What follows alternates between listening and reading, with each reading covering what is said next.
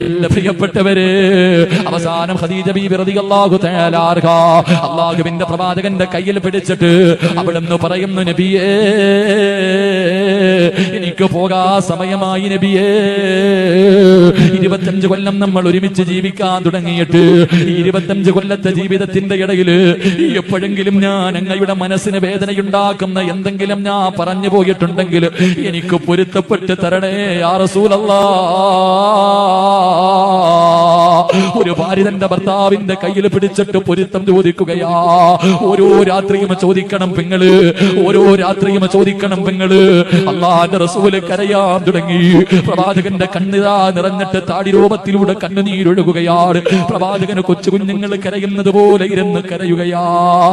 എന്താണ് നബിയേ, എന്തിനാ കരയുന്നത്? ഖദീജ, നീ എന്നോട് പൊരുത്തം ചോദിക്കല്ലേ ഖദീജ.